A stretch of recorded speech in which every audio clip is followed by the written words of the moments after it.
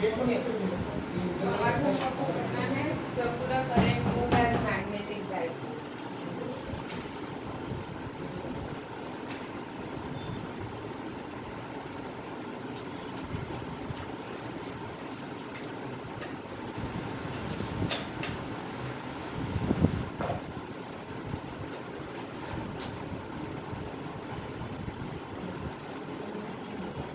ठीक है, 10th class में ये हमको वैसे पहले ही ये बात पता है कि कोई भी एक हमने क्लॉक फेस रूल टाइप का कुछ पढ़ा था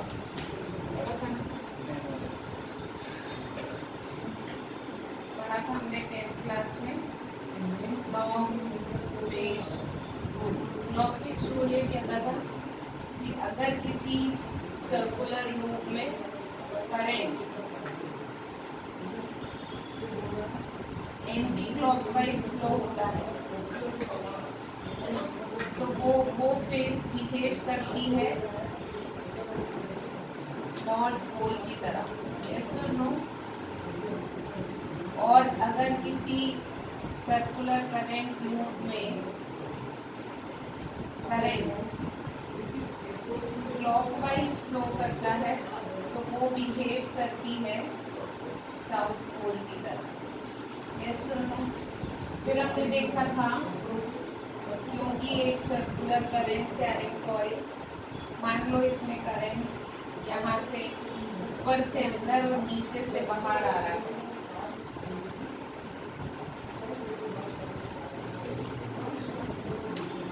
ना? If this is a bangle और इस बैंगल में करंट जा रहा है ऐसा, तो ये पोल बनेगी, ये साइड बनेगी नॉर्थ पोल की तरह। और अगर यहाँ से देखोगे तो करंट ऐसा, तो ये बिहेव करेगा साउथ पोल की तरह। इसलिए एक करंट कैरिंग लूप किसकी तरह बिहेव करता है? मैग्नेटिक डायपोल की तरह। आई बात समझ में? अब यदि एक current carrying loop magnetic dipole की तरह बिहेव करता है तो मैग्नेटिक डायपोल मोमेंट भी होगा उसका, तो उसका मैग्नेटिक डायपोल मोमेंट हम किससे लेते हैं? m is equals to ni a. The magnetic dipole moment of a current carrying circular loop is given by this. अब हम तुमको ये भी पता है, अगर कोई एक सर्कुलर लूप है जिसकी रेडियस है r, circular loop with radius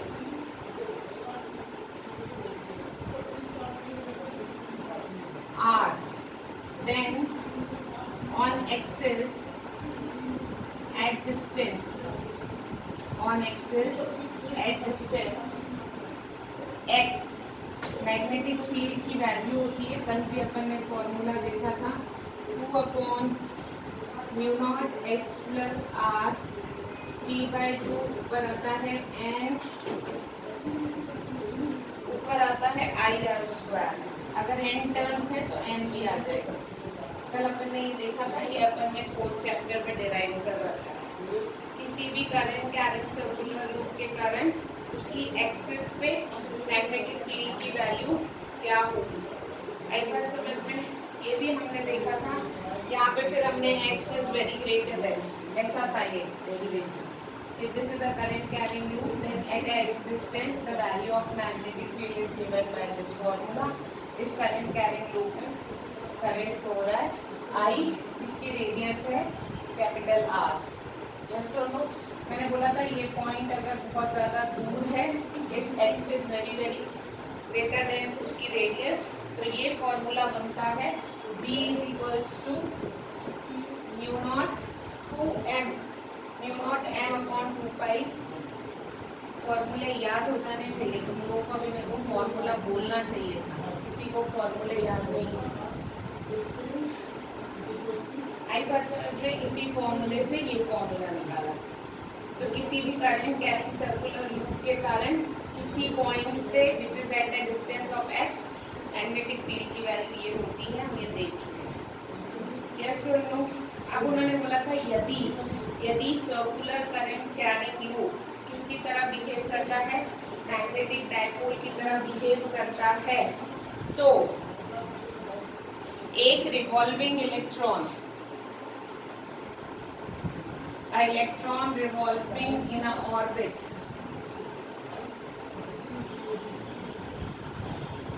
makes a current. Flow of charge is what? Flow of charge is current. और इलेक्ट्रॉन मोशन में है, इलेक्ट्रॉन मोशन में है मतलब नेगेटिव चार्ज फ्लो कर रहा है, और अगर नेगेटिव चार्ज फ्लो करता है मतलब वहाँ पे कोई ना कोई करंट, इलेक्ट्रॉनिक करंट है, इसलिए हम बोलते हैं। और अब हमको निकालना है, next topic is what is the magnetic dipole moment of revolving electron. अगर इलेक्ट्रॉन किसी ऑर्बिट में घूम रहा है तो उसके लिए m का फॉर्मूला क्या होगा? What is the magnetic dipole moment of revolving electron? चाहिए 6 9 plus getting my point. Okay, तो अब तुम लोगों को ये पता है यहाँ पे करंट बनेगा and that current I is equals to E upon T। क्यों E upon T? T is the time period for completing one revolution, E is the charge on electron, I होता है Q अपॉन T। आई बात समझ में? अब उन्होंने बोला है what is the time period? Time period is distance upon speed. Yes or no? What is the time period of this electron? Circumference upon वो v velocity से घूम रहा है उस orbit में। Getting my point? So t is equals to 2 pi r upon v। I पे put करते हैं, I is equals to हो गया e upon v, नहीं e upon 2 pi r into v velocity, sorry potential नहीं है, small भी आएगा। I is equals to E B upon 2 pi R. आई बात समझ में? Magnetic moment of revolving electron होगा I into A. N I ये होता है अगर एन टर्म्स होते हैं, और अगर एन टर्म्स नहीं होते हैं तो I इंटू ए होता है। The value of I is EB upon 2 pi r, and what is the area? Area is pi r square. Yes or no? Cancel करेंगे, this will be m is equals to EB r upon 2. Magnetic dipole moment of revolving electron is EB r upon 2. अब तुमको पता है magnetic dipole moment is a vector quantity, और उसका direction वही होता है जो एरिया का होता है। अगर मान लो कोई सर्कुलर करंट कैरिंग लूप है तो उसकी रेडियस इस डायरेक्शन में होती है, डायरेक्शन इस डायरेक्शन में होती है, तो इसका एरिया आउटसाइड द प्लेन होता है। और वैसे भी एरिया एक वेक्टर क्वांटिटी है। यदि रेक्टेंगल का एरिया निकालते हैं तो L इंटू बी होता है, तो हम राइट हैंड पाम रूल से L क्रॉस बी इस वेक्टर ए ऐसा करते थे लेंथ, और तो इसका एरिया आउटसाइड द प्लेन होता है। उसी तरीके से रेडियस के डायरेक्शन पे, क्योंकि रेडियस ये होता है जो आर का डायरेक्शन होगा उससे डिसाइड होगा। ये क्या है? आर क्रॉस आर है, pi into R cross are.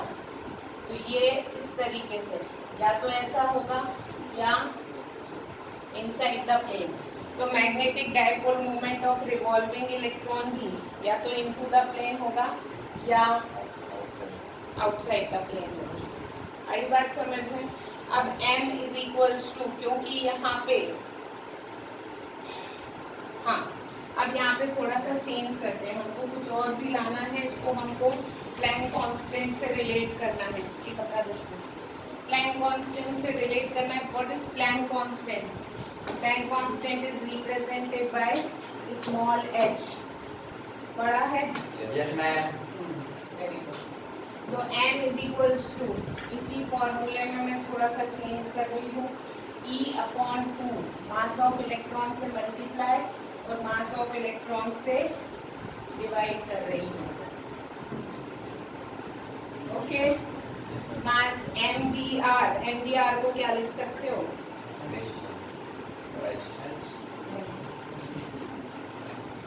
Momentum. L is equals to होता है m इज इक्वल्स टू, तो 11th की फिजिक्स कैसे अब याद रहेगी? 2me into L। L is called as angular momentum of electron. L क्या होता है? ये हमने 7th चैप्टर में मोमेंट ऑफ इनर्शिया, हाँ,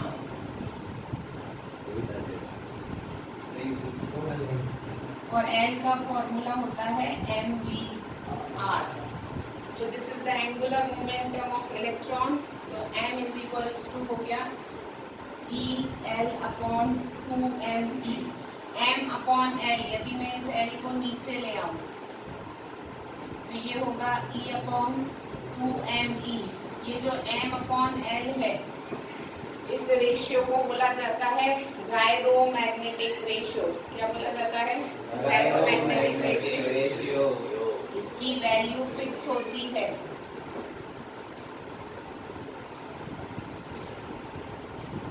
क्यों फिक्स होती है?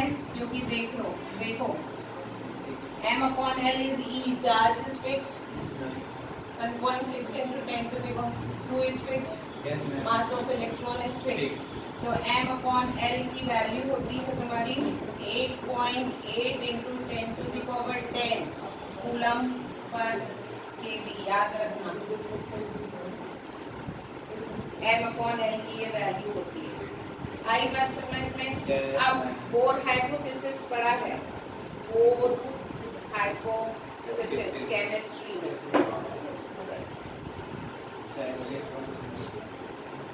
BOHR, याद तो आया होगा बोर्स। ये सबसे बड़ा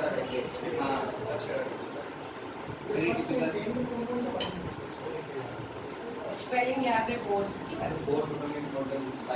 बोर्स हाइपोथेसिस। बोर ने क्या बताया था किसी भी एटम के स्ट्रक्चर के बारे में? बोर ने ये बताया था angular momentum has the value n is equals to nh upon 2 pi। किसी भी ऑर्बिट में इलेक्ट्रॉन जब रिवॉल्व करता है, where n is equals to 1 2 3 dash dash dash and h is Planck's constant, जिसकी वैल्यू होती है 6.6 नहीं, the value of h is, इसमें लिख दी है कितनी होती है वो तुमको याद रखना। ठीक है, अभी ये बोल रहे हैं इसका क्या मतलब होता है। इसका ये मतलब होता है, अभी और पढ़ोगे केमिस्ट्री गलती से, तो इसका मतलब ये होता है कि if n is equals to 1 मतलब first orbit, n is equals to 2 यानी सेकेंड ऑर्बिट, वो ये कहता है बोर्ड्स कि अगर मान लो ये एक ऐसा सीधी लाइन है और अगर इसमें ऐसा एक वेव ऐसी कर दूं कंप्लीट और इसको मैं ऐसा मोड़ दूं सर्कल के फॉर्म में इस लाइन को,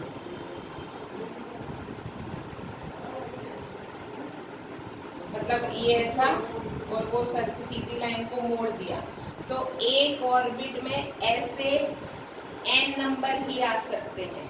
जैसे ये एक वेव आएगी, अगर इससे दूसरा ऑर्बिट है तो it can be like this, मतलब ऐसा। अब इसमें फर्स्ट में तो बनना मुश्किल है, ये ऐसा, मतलब ये घूम जाएगा एक ऑर्बिट के लिए ये डिस्क्रीट वैल्यू ही पॉसिबल है।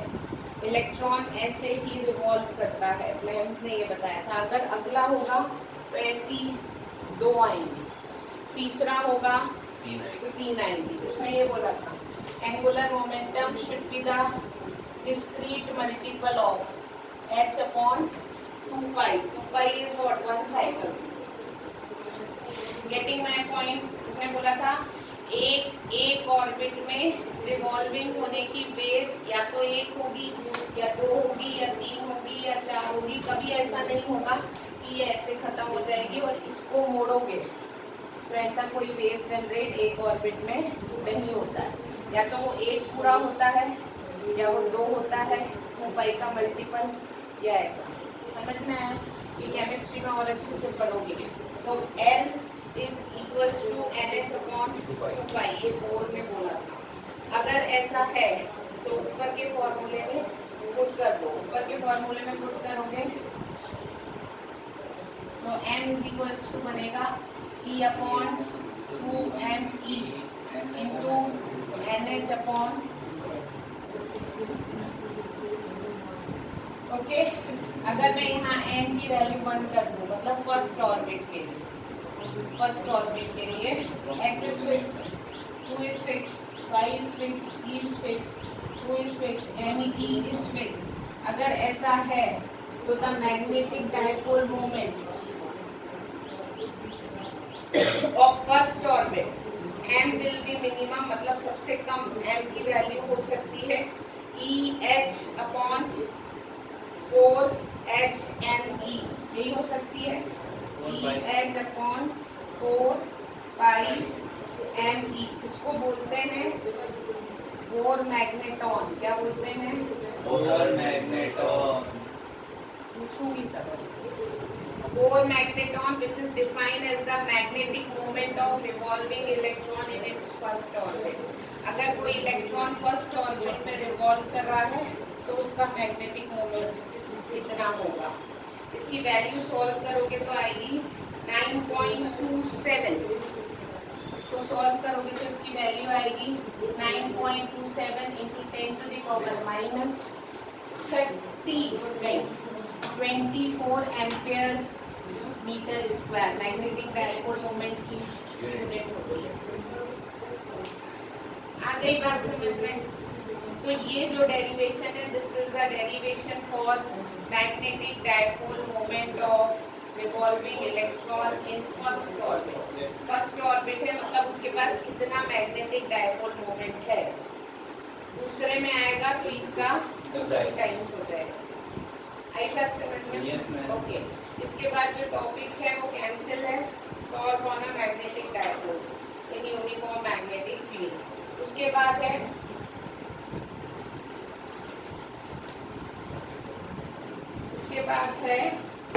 oscillation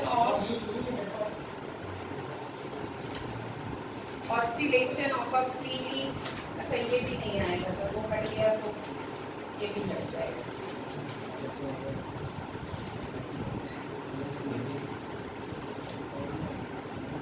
ठीक है, ओके।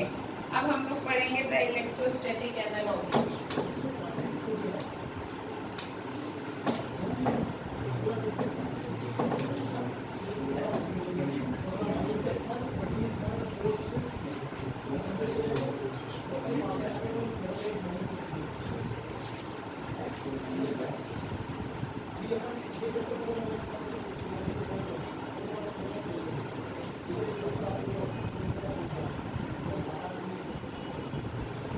इलेक्ट्रोस्टैटिक एनालॉजी मतलब अब हम मैग्नेटिक यहाँ का कंपेयर करेंगे फर्स्ट और सेकंड चैप्टर से।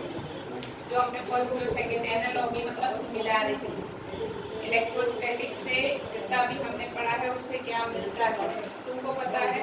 Magnetic dipole moment of bar magnet m is equals to m into 2l होता है, यस और नो।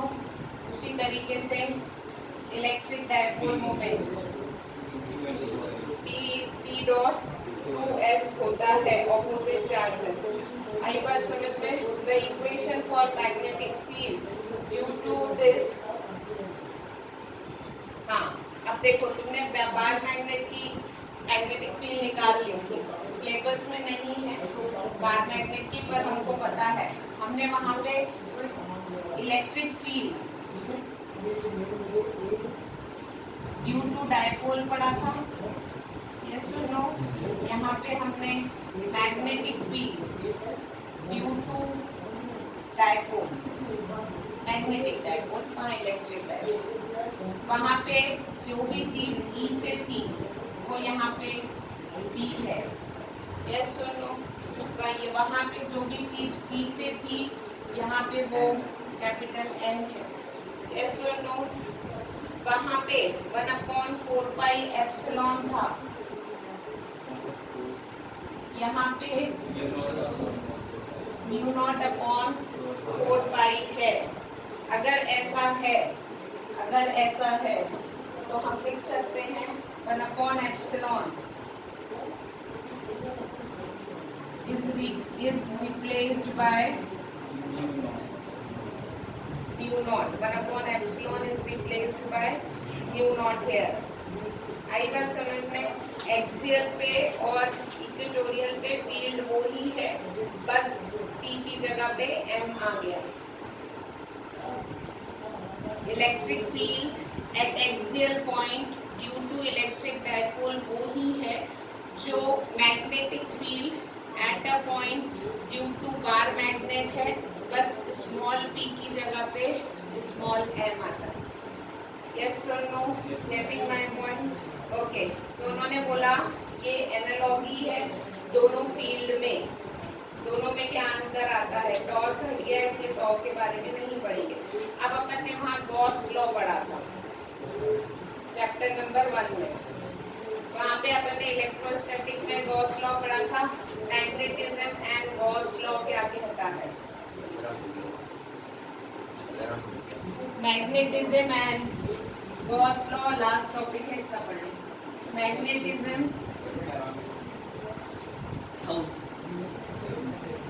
इतनी दूर से आता है, वर्क होना चाहिए ना। हाँ, बता दिया, सही बात। मैग्नेटिज्म एंड गॉस लॉ क्या कहता है? सपोज तुमको ये पता है मैग्नेटिक फील्ड लाइंस, हमने बोला था Gauss law is what? Gauss law is pi is equals to q upon epsilon naught. ये गॉस लॉ था फर्स्ट चैप्टर का। यहाँ पे इंटीग्रेशन EDS हो गया था 5 और यही होता है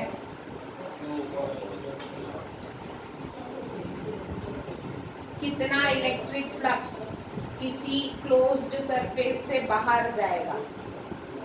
this is a closed surface, Gaussian surface, इससे इलेक्ट्रिक फील्ड बाहर जाती है। Electric flux is what? Electric flux is phi electric field lines per unit area is electric flux. लेकिन तुमको मैग्नेटिक फील्ड में पता है magnetic they does not form close loop, but अगर मैंने गॉस लॉ मैग्नेटिक फील्ड के लिए बनाया तो जितनी लाइन यहाँ से निकलेगी उतनी ही लाइन यहाँ पे वापस भी आएगी। क्यों? क्योंकि magnetic field lines form close loop, electric field lines does not form close loop. इसलिए गॉस लॉ कहता है magnetic flux is represent by phi। Magnetic है तो नीचे B। मैग्नेटिक फ्लक्स यानी कि integration B dot ds is always 0। ये Gauss law of magnetism है कि इंटीग्रेशन यदि करोगे मैग्नेटिक फील्ड का अबाउट एनी क्लोज्ड सरफेस तो इट इज इक्वल्स टू 0। क्यों? क्योंकि जितनी मैग्नेटिक फील्ड लाइन बाहर जाती है उसके अंदर भी आएंगी। लेकिन गॉस लॉ में ये 0 नहीं होता। इंटीग्रेशन EDS वहाँ पे q अपॉन एप्सिलॉन नॉट के बराबर होता है। आई बात समझ में? Yes, ma'am. This is all about today.